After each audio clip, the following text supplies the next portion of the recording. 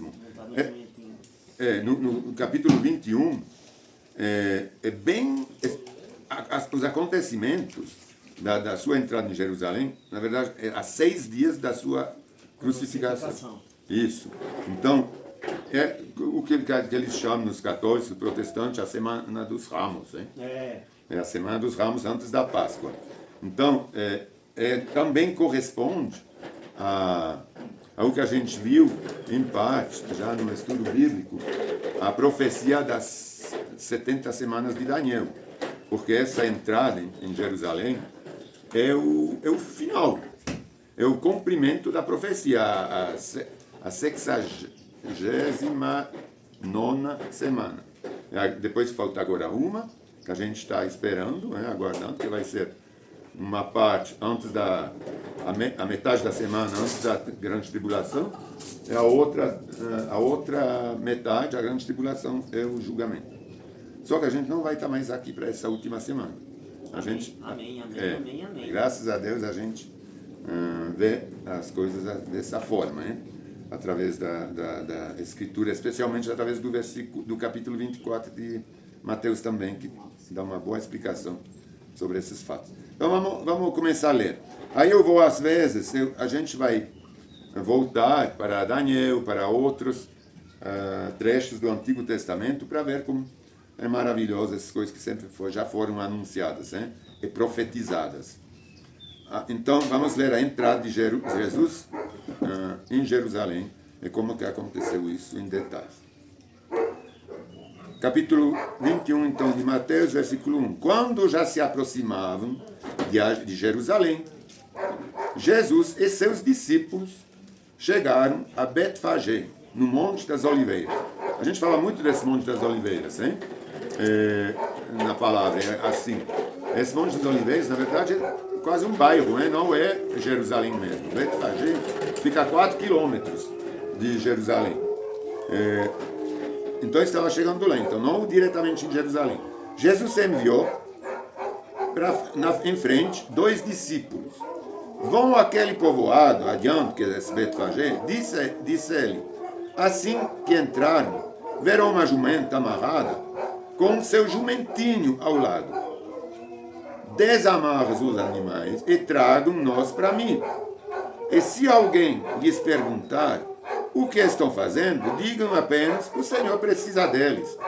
E de imediato a pessoa deixará que vocês os levem. Como é maravilhoso. A gente viu isso em Lucas, em João. E realmente aconteceu assim, quando eles foram. Aqui não está mencionado. Mas em outros evangelhos está mencionado que quando eles foram para pegar esses jumentos, realmente alguém falou, o que vocês estão fazendo?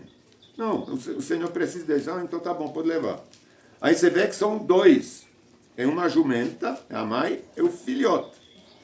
Isso é muito interessante. A gente tem que prestar atenção, porque a gente não presta atenção. Ele chegou num jumentinho, mas lá tem 2, né? Pegou os 2. Ele falou, desamarrem os animais. Então era para trazer os 2. Por que não só um? Podia trazer só a jumenta. Pronto. Ou o potro. Mas, não, tragam-nos os para mim. E se alguém perguntar o que vocês estão fazendo, digam apenas que o Senhor precisa deles, no plural. Porque tem umas traduções hoje que só falam do jumentinho. Essa aqui também acontece, nessa aqui que a gente tem aqui em algumas coisas. Então vamos ver. Isso, no versículo 4, isso aconteceu para cumprir o que foi dito por meio do profeta Zacarias. Em Zacarias 9:9, ele falou, mas a gente vai ler lá. Ele falou, digam ao povo de Sião, vejam seu rei se aproxima. Ele é humilde e vem montado num jumento. Num jumentinha, cria de jumenta.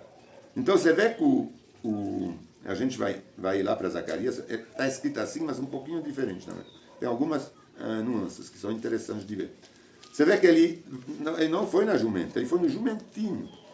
Ele foi sentar no jumentinho. É realmente, em Zacarias, ele estava anunciando que ele ia chegar no jumentinho. Está na página 1100. Quem quer ler em Zacarias, também seguir lá. 1100. Zacarias é logo antes do... um pouquinho antes, porque antes é Malaquias. Zacarias, Malaquias, Mateus. aí está escrito assim, a vinda do rei de Sião. Sião é sempre Jerusalém, hein? Ou Israel também. Alegre-se, ó povo de Sião. Exulte, ó preciosa Jerusalém.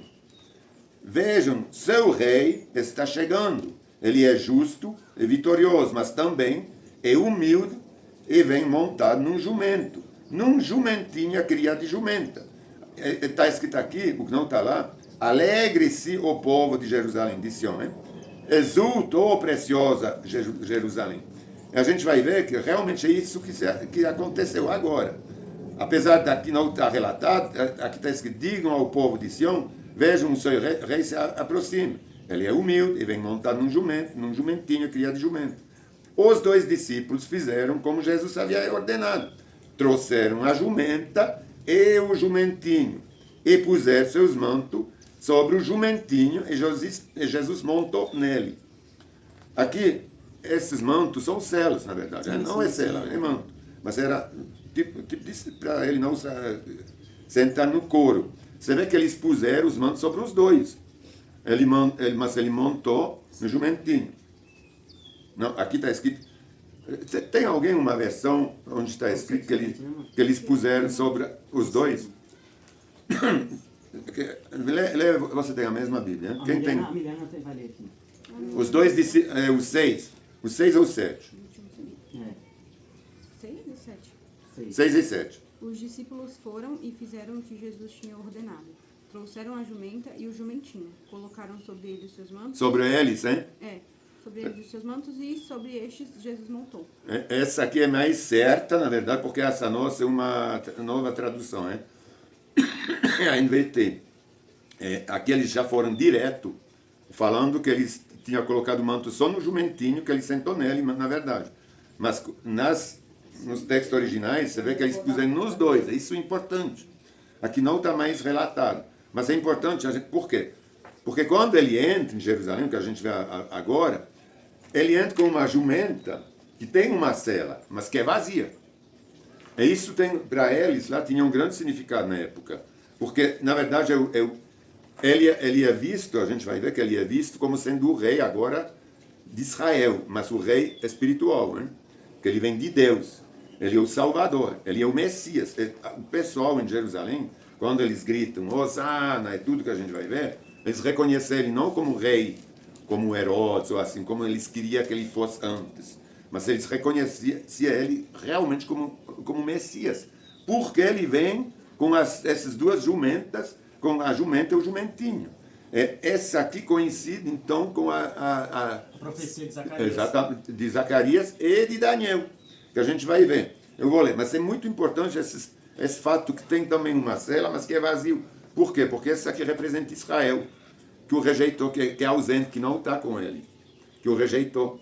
E isso, espiritualmente, tem esse grande significado. É por isso que tinha 2. É que tinha a jumenta e o jumentinho.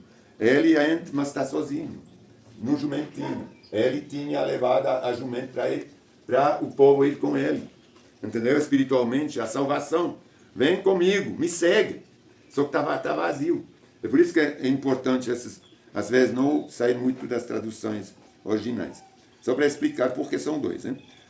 Então, o 8. Grande parte da multidão estendeu seus mantos ao longo do caminho diante de Jesus. E outros cortaram ramos das árvores e os espalharam pelo chão. E as pessoas, tanto que iam em frente, como as que o seguiam, gritavam: Hosana, filho de Davi. Você vê que agora eles não estão chamando ele de rei político. Hosana era uma expressão que eles usavam já, porque tinha muita gente, eu tenho que explicar isso. Tinha muita gente aqui em Jerusalém, porque era a 6 dias da festa da Páscoa. Então todo mundo de Israel ia no templo para festejar a Páscoa. Hein? Então tinha muita gente. E depois da Páscoa tem ainda a Pentecosta, que muitos ficavam, né? 50 dias depois da Páscoa. Aí, só que essa Hosana, aí eles voltavam 6 meses depois, tinha 3 festas que se festejavam em Jerusalém. Era a festa da Páscoa, a Pentecostes, que tinha outro nome, a festa das tendas. Não. Das cabanas? Não, então, mas é depois. Não, a festa da Pentecostes, como que é? Esqueci. Das colheitas? Isso, a festa da colheita, que é a festa da Pentecostes, 50 dias antes da Páscoa. E aí, 190 dias depois da Páscoa, vem a festa das cabanas, que você falou. São essas 3 festas. E na festa das cabanas, é para festejar, era as tendas ou cabanas, a saída do Egito, certo? É que eles, quando eles estavam dentro do deserto, que eles acampavam em tendas de cabana. Então eles lembravam disso. E essa Hosana quer dizer, na verdade, salva agora. Eles usam esse Hosana, eles usavam na festa das cabanas. Eles gritavam Hosana para Deus. Só que agora eles retomaram isso para gritar Hosana para Jesus. Então isso é a prova que eles veem Jesus como sendo o Messias. Porque eles usam o que eles usam para Deus, para falar, oh Deus, salva. Eles usam agora para falar, gritar para Jesus, oh, Hosana, salva agora. O que eles usavam para Deus. Então, eles reconhecem ele realmente como Messias enviado de Deus.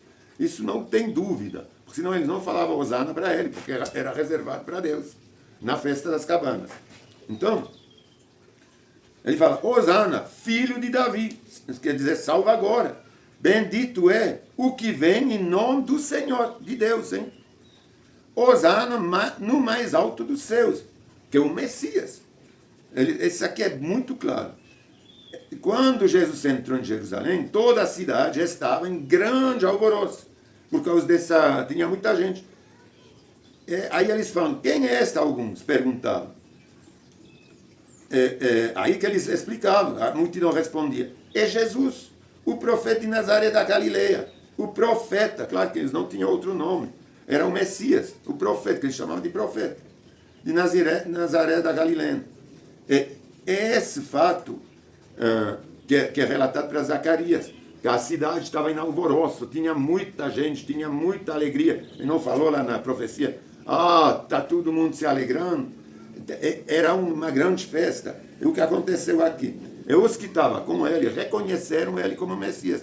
Mas os líderes, os fariseus, não queriam, não o reconheceram. Por quê? Porque os líderes teriam que deixar a autoridade deles para Jesus. Então, o povo, foi claro para todo mundo, para o povo lá, que ele era o Messias. Mas os líderes não o aceitaram. Como a gente entende, né, como aconteceu as coisas. Então, Jesus entrou no templo e começou a expulsar todos que estavam ali, comprando e vendendo animais para os sacrifícios. Derrubou as mesas dos cambistas e as cadeiras dos que vendiam pombos, dizendo, as escrituras declaram, meu templo será chamada casa de oração, mas vocês o transformaram num esconderijo de ladrão. Vocês lembram desse texto que a gente também já leu em João? Só que vocês reparam que aqui ele está quase no último dia de vida terrena dele. Ele está falando da mesma coisa como ele falou quando ele entrou, depois do primeiro milagre que ele fez no capítulo 2 de João. Ele tinha acabado de fazer o primeiro milagre, transformar água em vinho. Ele depois foi de lá para o templo e derrubou, chicoteou todo mundo, e derrubou todo mundo. Então ele fez isso 2 vezes no templo. Isso não é a mesma. Quando ele faz isso, em uma outra época, quase 3 anos depois, ele de novo fez isso. Ele de novo, a gente vê que ele expulsou todo mundo. Eles de novo tinham se apoderado do templo. Só quando Jesus chegava, Jesus mandava todo mundo embora, aí fazia a festa da Páscoa, era já a primeira vez que ele fez isso, na ocasião da festa da Páscoa. Depois de ter transformado no casamento a água em vinho, eles ficaram lá e foram de Canaã a Jerusalém para a Páscoa, e lá ele começou a mandar todo mundo embora. E 2 anos e meio depois, terceiro a Páscoa, depois, ele fez a mesma coisa de novo. Então ele fez isso, aconteceu 2 vezes. No início do ministério terreno dele, e bem no final do ministério terreno, são coisas que se repetem. E isso, através disso, a gente pode também entender que as pessoas não se tocaram. No tempo todo do ministério de Cristo, eles viram, tem gente que viram isso. Então não mudou nada, ele fez milagre, fez cheio de coisas, mas continuaram. com os maus hábitos de usar o templo como um esconderijo de ladrão, né? Como ele está falando. É como uma praça de mercado. E hoje a gente vê isso, as igrejas também, os templos, elas estão se aproveitando de fazer negócios. Não mudou nada, nem até hoje, na verdade. Né? Hoje se vende, se compra coisa dentro das igrejas, seja em oferta ou até em como que a gente fala, esses mercados de pulga lá, como que a gente fala? Os mercados de pulga. Não, como que chama? Mercado de pulga? Le marché aux puces. Não, não achei que sim. No mercado de pulga, que é o... Só conheço pulga de cachorro. Não, é brechó. É brechó. Não, é coisa de segunda mão, hein? Hoje tem muito isso nas igrejas. Hein? Eles aproveitam para vender, para poder depois fazer eventos para eles, comprar coisas. Então, transformamos esses templos que nem deveriam existir em brechó, hein? Para fazer um dinheiro. Se aproveita não para os pobres. Muitas vezes não é para os pobres. Para eles, pelo menos aonde a gente foi, em igrejas evangélicas, eu ia antes, não era para os pobres muito, não. Era mais para os próprios eventos da igreja, né, dos irmãos. Então, a gente transforma muitas vezes as coisas em... A gente não, mas as pessoas transformam a fé em negócio, hein? Seja mercado de pulga, seja brechó, ou seja outras coisas, né? Para vender livros, para escrever livros, para vender cheio de coisa, hein? Vender discos, quer dizer, hoje músicas, o mercado gospel, isso aqui são todas coisas que se transformam em negócio, que transformam a fé em negócio. Então vamos continuar. 14. Os cegos e os coxos vieram a Jesus no templo e eles os curou. Quando os principais sacerdotes e mestres da lei viram esses milagres maravilhosos, ouviram até as crianças no templo gritar Hosana, filho de Davi, ficaram indignados. Desculpa. Ficaram indignados. Está ouvindo, você vê, quem ficou indignado são os mestres da lei. Não são os que gritavam Hosana, que reconheciam Jesus como sendo o Messias. Mas não, os mestres da lei não queriam de jeito nenhum que ele fosse o Messias, porque eles sabiam que se ele fosse realmente o Messias, a lei, ia cair tudo, todas as profecias iam se cumprir, né? De Isaías, de todo mundo. É que eles não iam ter mais o poder sobre o povo, sobre a igreja, apesar que a igreja não existia ainda, mas sobre essa coisa religiosa, hein? A lei. Hosana, filho de Davi, ficaram indignados. Está ouvindo o que as crianças estão dizendo? Perguntaram a Jesus. Está ouvindo, Jesus, o que as crianças estão dizendo? Sim, respondeu ele. Vocês nunca leram nas Escrituras? Eles dizem, ensinar as crianças e bebês a te dar louvor. Hein? Então ele voltou a Betânia, onde passou a noite. Você vê, a gente ensina as crianças, não para pregar, hein? Para te dar louvor. E realmente no Salmo 8 está escrito assim também nas antigas traduções. Porque se você vê as novas traduções, nem vou ler aqui, porque aqui está escrito certo, a te dar louvor. Mas nessa tradução, no Salmo 8, está escrito quase a ensinar, entendeu? A pregar, entendeu? Então isso que está errado. Então quando a gente vê na Bíblia de Jerusalém, é de louvar. Você ensina as crianças a louvar a Deus, a agradecer. Você não está ensinando os teus filhos, todo mundo a agradecer o Senhor, e não para ensinar, entendeu? Então, você ensinaste as crianças, ensina, mas para dar louvor. Então ele voltou a Betânia, onde passou a noite. A Betânia, quem tinha lá? O Lázaro, a Maria, a Marta. Então ele voltava lá, isso também fica uns 3 quilômetros de Jerusalém, do templo. Ele passou a noite lá. Se presume, que eu pesquisei um pouquinho, que ele nem tinha lugar para eles dentro da casa. A casa era tão humilde, lá na Maria e Marta, no Lázaro. Vocês lembram que o pessoal ficava tudo fora quando o Lázaro morreu? Que eles falam, tua mãe, teu pai, estão te chamando lá fora. Só ele que estava lá dentro. Então, para dormir, ele não tinha nem espaço para eles, os discípulos. Eles dormiram fora, no pátio da casa. Aí que a gente vê que não tinha estrutura grande para eles, nem para os discípulos. Era realmente casa, e às vezes era nem dentro de casa, era fora da casa. De manhã, enquanto voltava para Jerusalém, Jesus teve fome. Encontrando uma figueira à beira do caminho, foi ver se havia figos, mas só encontrou folhas. Então disse a figueira: nunca mais dê frutos. E no mesmo instante a figueira secou. E Israel está murcho até onde? Até hoje. Porque a figueira, na palavra, sempre que se fala de figueira, se fala de Israel. Né? Então ele encontrou, essa aqui também é profético. Porque ele foi à figueira, eles não tinham fruta, eles não produzem frutos. Era só a lei, eles não tinham fruta, era só folha, só aparência. Aparentava ser uma árvore boa, quando chegou lá não estava tudo seco, era fruto, não estava seco, mas não tinha frutos, só folha. Então isso é o povo judeu, né? De Israel, que não o reconheceu. Então, ele amaldiçoou, o que aconteceu? Secou. E até hoje é assim. Só que vai ter um restinho que a gente... Ele fala depois sabe dos 144 mil. Começar a brotar, né? Sim, exatamente. Depois pega a figueira de novo como exemplo. Quando os discípulos viram isso, ficaram admirados e perguntaram: como a figueira secou tão depressa? E a gente se pergunta, como que o povo de Deus se esfriou e não aceitou Jesus tão depressa? Tudo caiu. Israel foi destruído depressa. Porque imagina, a gente estava mais ou menos em 32, 33 depois de Cristo, quando ele acabou o ministério dele. No ano 69, 70, Israel foi destruído. Nem 30 anos depois, 27 anos depois, o templo em Israel foi destruído. A cidade, quer dizer, Jerusalém foi destruído. E o templo junto. Então, é por isso que essa aqui é a profecia de Daniel que se cumpre. Né? Eu queria até ler em Daniel depois, a gente vai ler até a entrada de Cristo só para ver como está. É realmente a profecia de Daniel. Se dá tempo a gente ver. Quando os discípulos viram isso, ficaram admirados e perguntaram: como a figueira secou tão depressa?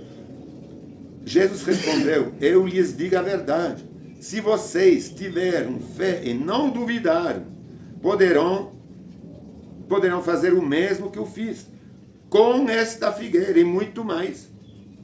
Poderão até dizer a este monte: levante-se e atire-se no mar. E isso acontecerá. Se creram, receberão qualquer coisa que pediram em oração. Agora, é lógico, é qualquer coisa segundo o coração de Deus. Se crescem em Cristo. Hein? A gente pode ler, porque, por exemplo, em 2 Coríntios está bem claro como funciona. A gente vai ler, eu vou ler em 2 Coríntios, 2 Coríntios, capítulo 2, versículo 1 a 9. Eu vou rapidinho ler, porque a gente entende o que é pedir o que ele está falando. Crer, pedir segundo o coração de Deus. Hein? Isso é importante, porque aqui ele fala qualquer coisa, a gente vai ver o que é qualquer coisa, ou qualquer uma coisa. E não é qualquer uma coisa no nosso coração, é qualquer uma coisa que vem de Deus. 1333, 2 Coríntios, acho que 1330. 1330, para quem quer. 2 Coríntios 2, 1 a 9.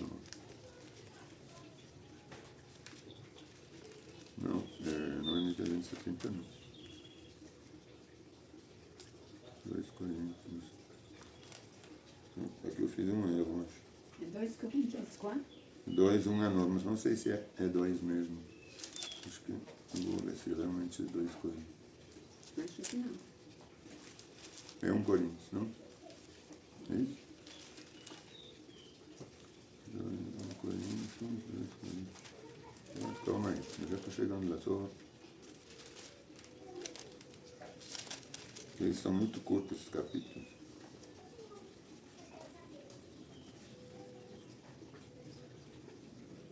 É 1 Coríntios.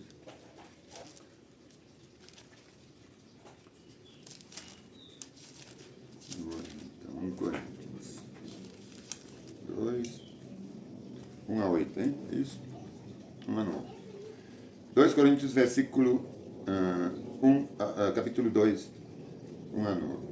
Irmãos, na primeira vez que estive com vocês, não usei palavras eloquentes nem sabedoria humana, para lhes apresentar o plano secreto de Deus. Pois decidi que, enquanto estivesse com vocês, me esqueceria de tudo exceto de Jesus Cristo, aquele que foi crucificado. Fui até você em fraqueza, aterrorizado e tremo. Minha mensagem e minha pregação foram muito simples. Em vez de usar argumentos persuasivos e astutos, me firmei no poder do Espírito. Agi desse modo para que vocês não se apoiassem em sabedoria humana, mas no poder de Deus. Então a gente não pode pedir coisas humanas, não é pedir qualquer coisa, a gente tem que se apoiar na sabedoria de Deus. No entanto, quando estamos entre pessoas maduras, falamos com palavras de sabedoria, mas não com o tipo de sabedoria desta era, deste mundo, dos seus governantes, que logo caem no esquecimento. Pelo contrário, a sabedoria a que nos referimos é o mistério de Deus, seu plano antes secreto e oculto, embora ele o tenha elaborado para nossa glória antes do começo do mundo. Os governantes desta era, por sua vez, não a entenderam, pois se a houvessem entendido, não teriam crucificado o Senhor da glória. É a isso que as Escrituras se referem, quando dizem, olho nenhum viu, ouvido nenhum ouviu, e mente nenhum imaginou, que Deus preparou para aqueles que o amam. Então, é o segundo o que Deus preparou, e não o segundo nosso coração, é segundo tudo que Deus nos mostra. Quando ele fala, vocês vão jogar esse monte, ele vai mesmo, porque esse monte vai desaparecer, tudo vai desaparecer, e a gente vai para a glória. Mas há condições que a gente entende o que Deus quer para a gente. Quando a gente estava orando hoje de manhã, não é a gente, não são as coisas aqui que são importantes, é o que Deus prepara para a gente. Onde está nosso tesouro? Lá está nossa glória. E nosso tesouro está onde? Está lá no céu, e não aqui. Certo? Jesus, então, eu fiquei muito triste. 23, né? Quando Jesus voltou ao templo e começou a ensinar, os principais sacerdotes e líderes do povo vieram até ele e perguntaram: com que autoridade você faz essas coisas? Quem lhe deu esse direito? Jesus respondeu: eu lhes direi com que autoridade eu faço essas coisas, se vocês responderam a uma pergunta. A autoridade de João para batizar, João Batista, para batizar vinha do céu ou era apenas humanos? Porque eles perguntaram isso para tentar acusar ele. Mas com qual autoridade você está fazendo isso? Você recebeu autoridade para isso? Porque se você não recebeu, você está blasfemando, falando dessas coisas. Então, aí ele fala, não, tudo bem, eu vou lhe responder quem me deu essa autoridade. Se vocês me falam, então, para eles não poderem acusá-lo de blasfêmia, se vocês me falam, se a autoridade, então, de João Batista era dele ou vinha do céu. Aí eles discutiram a questão entre si, os fariseus, os mestres da lei.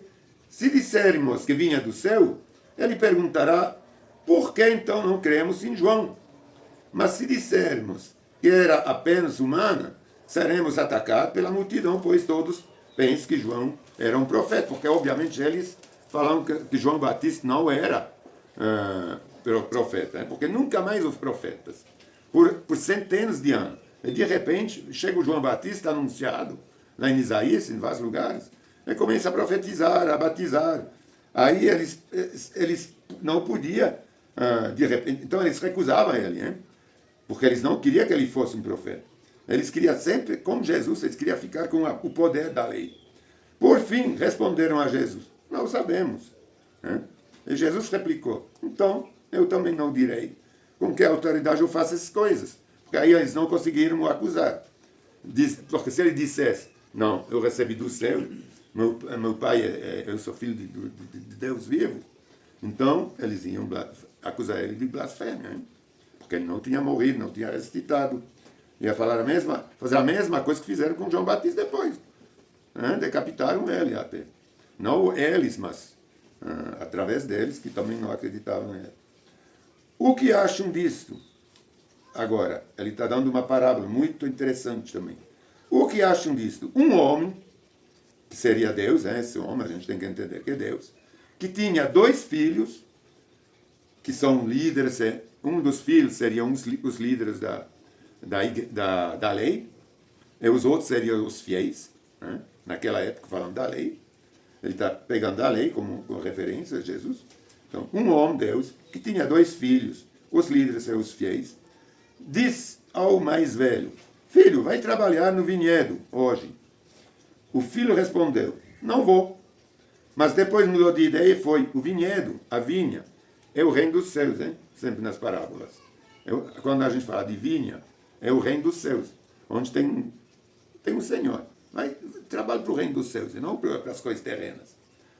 Aí ele fala assim: não vou. Eu não quero saber disso, não. Mas depois, mudou de ideia e foi. Então ele se converteu. Tem muitos que falam: muda de coisa. Não. E depois, de repente, sim, é bom, eu vou mudar. Ou simplesmente porque não ouviu falar de Jesus.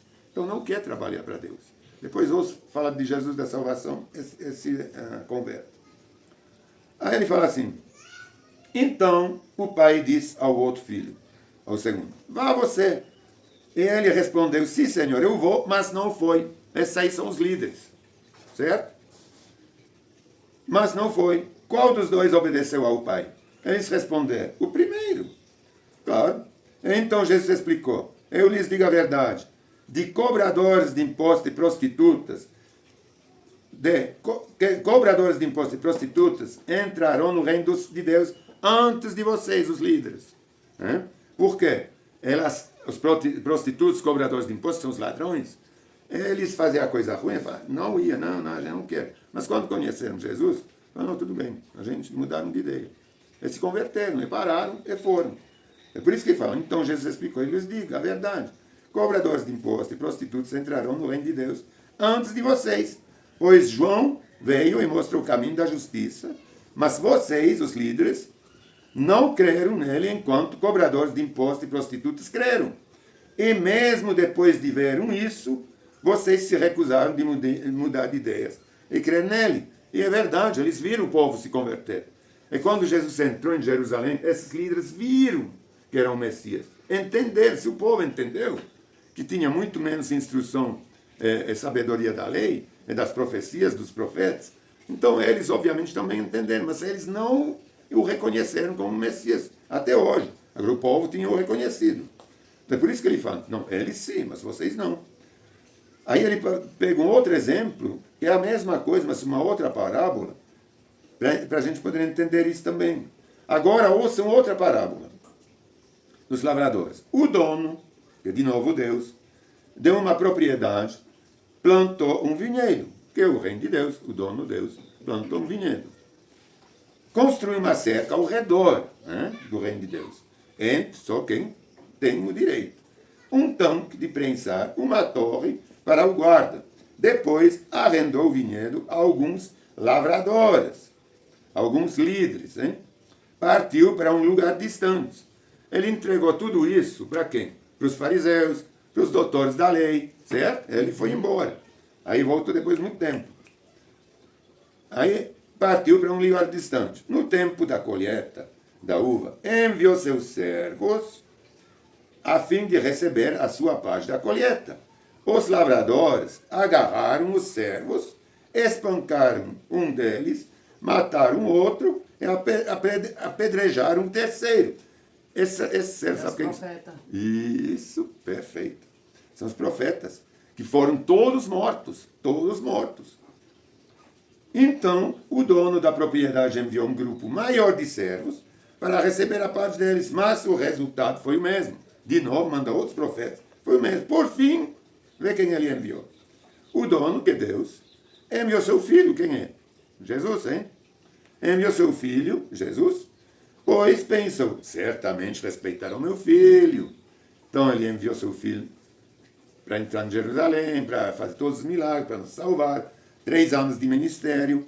No entanto, quando os lavradores viram o filho, disseram uns aos outros: aí vem o herdeiro da propriedade. E realmente é. O herdeiro, e nós somos co-herdeiros, está escrito. Que a gente é co-herdeiros junto a Cristo. Vamos matá-lo e tomar posse dessa terra. Então o agarraram, o arrastaram para fora do vinhedo e o mataram. Quando o dono da terra voltar, o que vocês acham que ele fará com aqueles lavradores? Perguntou Jesus. eles vão os salvar, não, hein? Os líderes religiosos responderam: ele os matará cruelmente e arrendará o vinhedo para outros, que somos nós, os gentios, que lhe darão sua parte depois dessa colheita. Vocês entenderam a parábola? Sim, perfeitamente. Como é maravilhoso. Agora, quando eles falaram isso, os líderes, os próprios, cara, ele vai matar eles, ele vai dar para outros. Aí, de repente, caiu a ficha. Então Jesus disse: vocês nunca leram nas Escrituras: a pedra que os construtores rejeitaram se tornou a pedra angular. Isso é obra do Senhor e é maravilhoso a se ver. Eu lhes digo que o reino de Deus lhes será tirado e entregue a um povo que produzirá devidos frutos. Quem tropeçar nessa pedra que é Cristo, Cristo é sempre visto como a pedra, será despedaçado, e aquele sobre quem ela vai cair, reduzido em pó. Aí, quando os principais sacerdotes fariseus ouviram essa parábola, perceberam que eles eram os lavradores maus. Olha como caiu a ficha. A quem Jesus se referia. Queriam prendê-lo, mas tinham medo das multidões, pois elas o consideravam um profeta. Acabaram de falar hosana para ele e reconhecer ele como Messias. Então os fariseus foram lá vencidos, eles não puderam fazer nada. Mas a gente entende com esse capítulo 21 que Jesus foi realmente reconhecido como Messias, mas que são sempre os líderes, até hoje. Tem gente que se acha sempre melhor, né? É que quer mandar nos fiéis. Hoje a maioria das grandes igrejas, que não deveria nem existir desses grandes templos, é assim. Eles querem que os fiéis fiquem na ignorância, eles simplesmente querem ter o jugo em cima ter o domínio. Como eles não queriam perder essa autoridade, hoje eles não querem perder essa autoridade. É um sistema, hein? É um sistema muito poderoso. Quando não tem humildade, não há amor, não há Cristo. Tudo isso vem do orgulho e da humildade. Aqui, nesse capítulo, a gente tem tudo junto. A gente reconhece a humildade de um rei, do Messias, de Cristo, que veio num jumento. A gente entende que o povo dele, ele foi para buscar o povo, ele ainda veio com a jumenta mãe, que é Deus, né? Eles podiam sentar até quase em cima de Deus, ir com ele para Deus, mas não quisesse. Todos esses exemplos, essas parábolas que ele mostrou, para eles se arrependeram, para eles entenderam, mas não quiseram.